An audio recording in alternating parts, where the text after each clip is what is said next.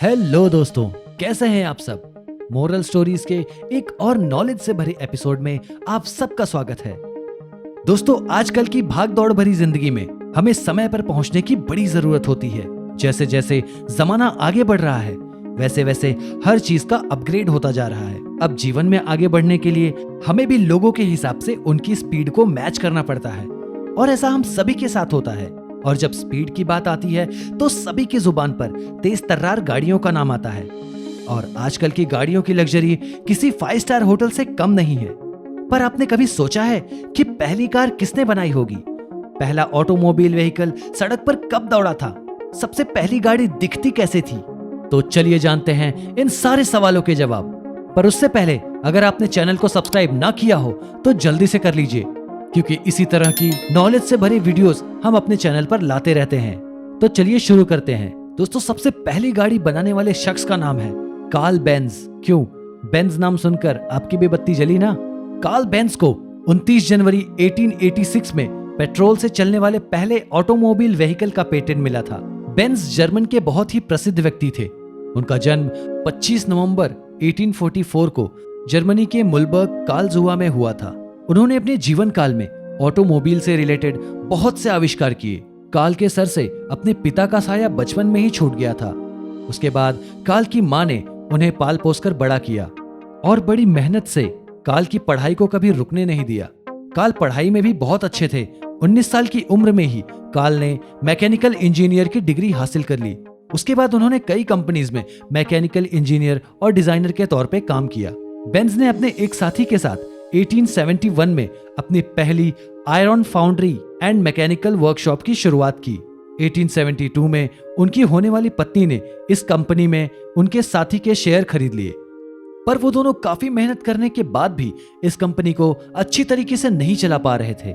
इसी बीच बेंज ने नए पेटेंट्स पे काम करना शुरू किया। कार्ल बेंज ने 31 दिसंबर 1878 को पेट्रोल से चलने वाले 2 स्ट्रोक इंजन का आविष्कार किया और 1879 में इसके लिए पेटेंट भी हासिल किया।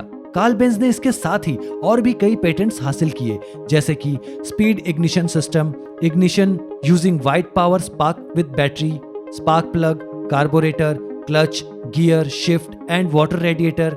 कार्ल बेंज की कंपनी संकट के दौर से गुजर रही थी, इसीलिए इसको चलाने के लिए उन्होंने बैंक से लोन लेने की कोशिश की, लेकिन उनकी हाई प्रोडक्शन कॉस्ट को देखते हुए बैंक्स ने उन्हें लोन देने से मना कर दिया और कहा, अगर आप इसे जॉइंट स्टॉक कंपनी बना सके तो ही बैंक आपको लोन देगा।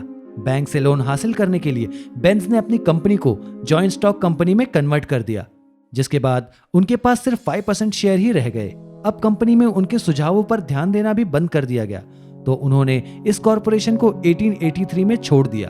और उसी साल बेंज ने मैक्स रोज और फेडरिक वेलहम एब्लिंगर के साथ मिलकर इंडस्ट्रियल मशीन बनाने के लिए बेंज एंड सी नाम की कंपनी की स्थापना की, और इस कंपनी से बेंज को सफलता मिलनी शुरू हो गई। इसे देखते हुए बेंज ने अब अपनी हॉर्सलेस कैरेज बनाने की पुरानी इच्छा पर काम करना शुरू कर दिया। बेंज ने अपने अथक प्रयासों से 1885 में एक ट्राइसिकल को इंजन से चलने वाले ऑटोमोबाइल में कन्वर्ट कर दिया। इसके लिए उन्होंने खुद का डिजाइन किया हुआ 4 स्ट्रोक इंजन इस्तेमाल किया। इस व्हीकल को उन्होंने बेंज पेटेंट मोटर वैगन का नाम दिया। 29 जनवरी 1886 को बेंज ने इसके लिए ऑटोमोबाइल फ्यूल्ड बाय गैस के नाम से पेटेंट हासिल किया। हालांकि इसको तकरीबन 5 महीने के बाद ही सड़क पर दौड़ाया जा सका। 1 जुलाई 1886 को बेंज पेटेंट मोटर वैगन, जिसमें 2 लोगों के बैठने की व्यवस्था थी, इसे आम लोगों के बीच दौड़ाया गया। ये आज की गाड़ियों की तरह एक बंद गाड़ी ना होकर घोड़ा गाड़ी की तरह पूरी तरह खुली हुई थी। इसमें horizontally mounted single cylinder engine का उपयोग किया गया था। यह एक 0.75 HP 4 स्ट्रोक इंजन था। इस वाहन की अधिकतम स्पीड 13 किलोमीटर पर आवर थी। बाद में कार्ल बेंज ने इस मॉडल में बहुत सारे अपग्रेड किए। Benz patent motor wagon model number 3 में बैठकर उनकी पत्नी और बच्चों ने करीब 108 किलोमीटर का सफर तय किया। इस दौरान आने वाली तकलीफों, जैसे ढलान पर गाड़ी का कंट्रोल, चढ़ाई पर दिक्कतें आदि का सलूशन निकालकर कार्ल ने इसका कमर्शियल उत्पादन शुरू कर दिया, और ये गाड़ियां जर्मनी में बहुत जल्दी ही लोकप्रिय होने लगी। इस पूरे सफर में उनकी पत्नी बेर्था रिंगर ने उनका हर कदम पे साथ दिया, जिससे कार्ल बेंज की कंपनी जर्मनी में बहुत बड़ी ऑटोमोबाइल कंपनी बन गई। इस कंपनी ने बहुत सारे उतार चढ़ाव देखे, पर फिर भी अपने पैर ऑटोमोबाइल इंडस्ट्री में मजबूती से जमाए रखे।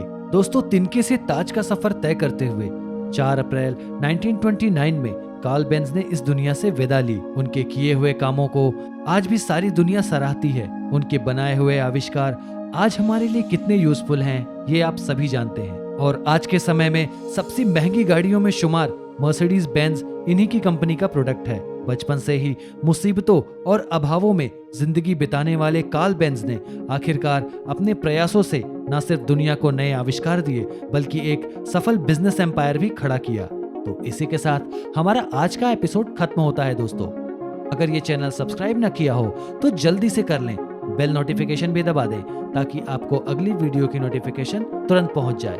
तो मिलते हैं आपसे अगली किसी वीडियो में।